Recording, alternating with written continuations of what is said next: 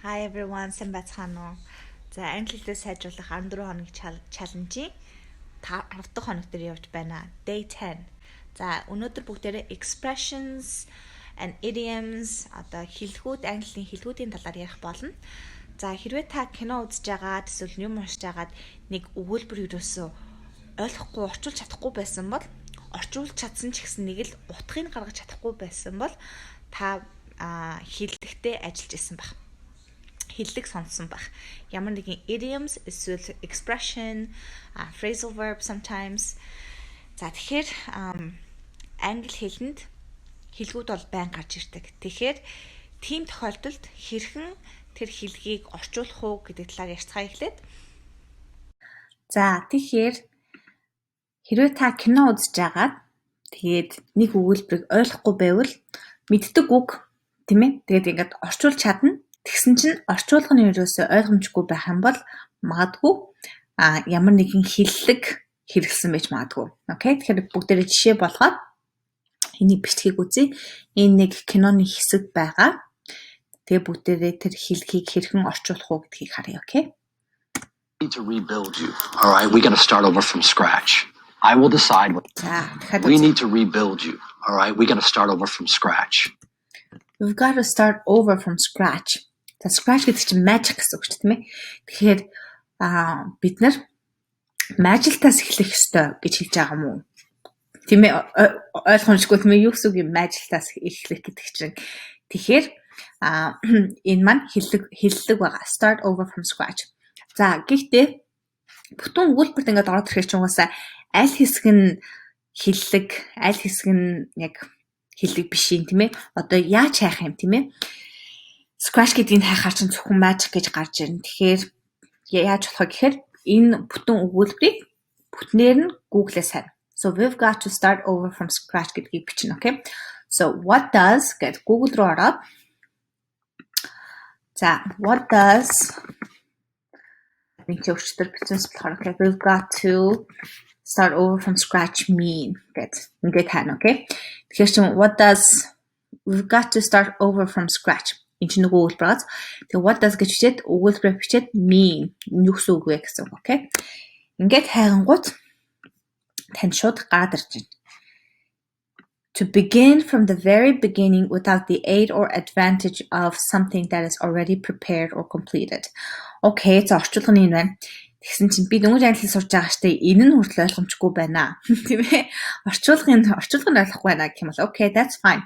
Одоо дараагийнх нь энийг копидоод эн чинь энэ хэлхийг англиар тайлбарсан байгаа тайлбар нь тийм ээ. Тэгэхээр энийг копидоод тэгээд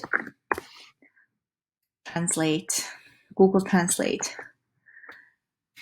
За тэгэхээр сая бүтэн өгүүлбэрийн Google Translate монгол руу орчуулж байна. Тэгэхээр эхнээс нь аль хэдийн бэлтгэсэн эсвэл дуусгасан зүйлээс тусламж давуу талгүйгээр эхлэх.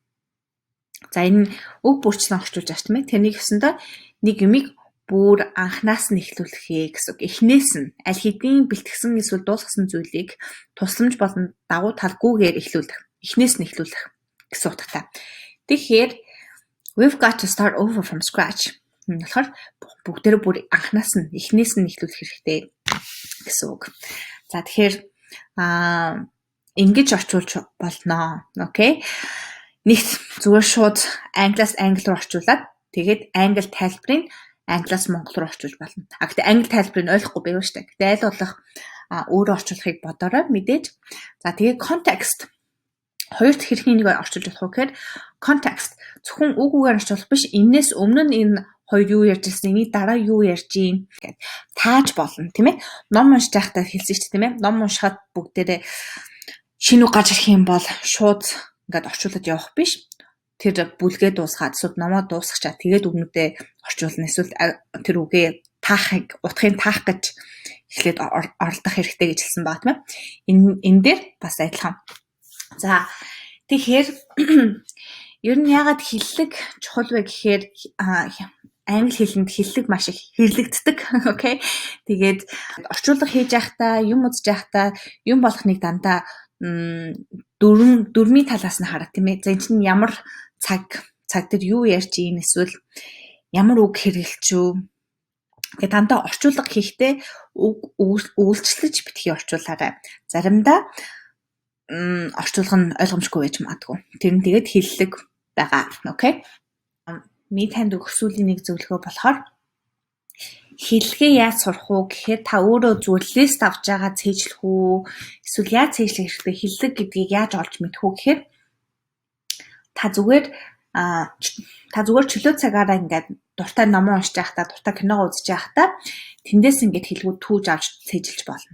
Эсвэл таны мэргэжилтэй холбоотой хэлгүүдийг та сурч болно. Google руу орчоод одоо эрүүл мэндтэй холбоотой хэллэгүүд тай тийм ээ. Health idioms гэж хаачих. Idioms гэдэг нь хэллэг гэсэн үг. Health гэдэг нь эрүүл мэнд тийм ээ. Тэгээд ингэнгუთ энэ зөндөө олон вебсайтууд байна. Эдрийг олж байгаа л иш ороод тэгээд түрүүн бүгдээр юу гэсэн англиас англи руу орчуулдаг.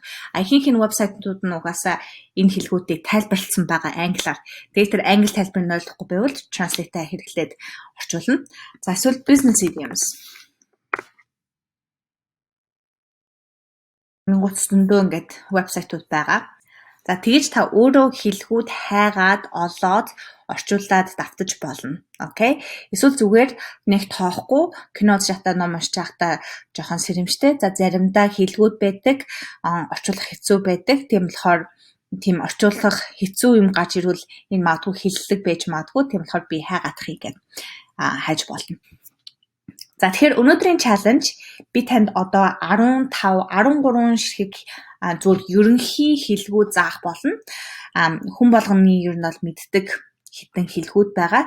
Энийг би одоо яг энэ бичлэгийн дараа заах болно. За та тэр дундаас 5 хэллэг сонгоод тэгээд тэр хэллэгийг та өөрөө өгүүлбэрт оруулж бичнэ. Миний өгж байгаа жишээ өгүүлбэрийг өөрчлөөд бичих биш. Яг ингээд утгыг ойлгочоод тэгээд тэрийг та өөрөө өгүүлбэрт оруулж бичнэ. Окей. За тэгэхээр миний заах байгаа хэлгүүдээс заавал 5 хэллэг сурах биш. Та хүсвэл яг та ингээд тодорхой сэдвээр хайхыг хүсч байвал сая Google дээр хайсан шиг тэр сэдвийнхаа нэрийг бичээд idioms гэж хайгаад тэр сэдвтэй холбоотой хэлгүүд олоод тэгээд тэр дундаасаа 5-ыг сонгоод өгүүлбэр бичнэ. Өгүүлбэрт оруулж бичнэ. Окей. Өөрөө өгүүлбэр зохиож бичихээр дараа нь та тэрийг санах нь илүү амар байх болно. За тэгээ хэлгүүдээ олчоод та орчуулгатай эсвэл орчуулгатай эсвэл тайлбартай энэ доор энэ бичсний доор коммент зүйлдээрээ 5 хэллэг сурсан хэллэгээ тайлбартай нь оруулаарай. Хүсвэл бас өгүүлбэрээ оруулж болно. Гэхдээ гол нь хэллэг тэгээ тайлбар байх хэрэгтэй шүү. Тэгэхээр яг үг цээжлэх бичлэгтэй адилхан хэдэн жилийн дараа хэдэн сарын дараа энэ бичний доор бүгдээрээ зөндөө олон хэлхүүдийн листтэй болцсон байна гэсэн үг. Үг цээжлэх бичлэг дээр нэрээ зөндөө олон хүмүүс коммент үлдээсэн байна лээ. Маш их баярлалаа. Хүн болгон 10 үг үлдээсэн гэхээр чинь одоо энэ бараг 200 300 үг бол хангалттай хүрсэн байх. Тэгэхээр шинэ үг сурахыг хүсэж байвал тийм ээ санаа авахыг хүсэж байвал бусад хүмүүс ямар үгнүүд цээжилж ийн гэдгийг очиж хараарай. Окей. За тэгэхээр энэ хичээлийг үзчихэд тэгээд чаленжаа биелүүлээрэй. Окей, амжилт хүсье. Баярлалаа. Speak of the devil. Speak of the devil. За энэ хэлгийг ингээд яг нэг хүнийг ярьжсэн хүн чинь ингээд ороод ирвэл эсвэл залгах юм бол speak of the devil гэж хэлдэг. Яг чамаг ярьжсэн чинь чи хүрээд ирлээ гэж байгаа утгатай. Okay? Did you hear what happened to Mary today? Oh, speak of the devil. There she is.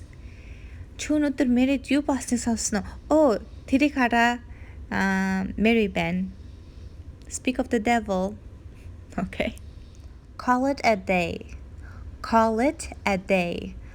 Юмыг дуусгах гэсэн үг. I think we have done enough work today. I'm feeling tired now. Let's call it a day.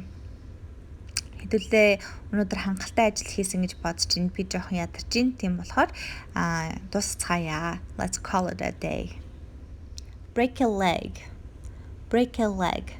Амжилт хүсье гэсэн үг. Ялангуяа театрын жүжигчид тайзанд гарахаас өмнө break a leg гэж амжилт хүсдэг. Good luck гэж юусоо хэлдэггүй. Тэрний оронд харин хөлөө ухлаарай гэд break a leg гэж хэлдэг. Danny's family told him to break a leg right before he went up on stage. Danny-гийн гэр бүл нь яг тайзнаа гарахаас өмнө break a leg гэж хэлсэн. Амжилт хүсье гэж хэлсэн. Break a leg. On a roll. On a roll. Амжилттай сайн явж байгааг хэлнэ.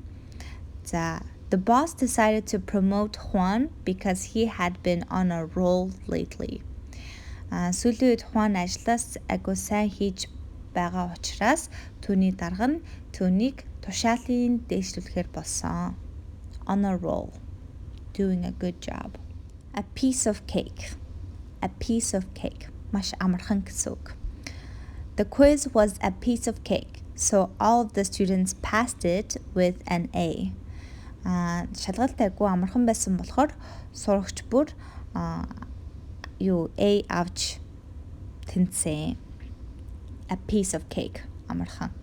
Easy as pie. Easy as pie. Агуу амархан гэсэн үг.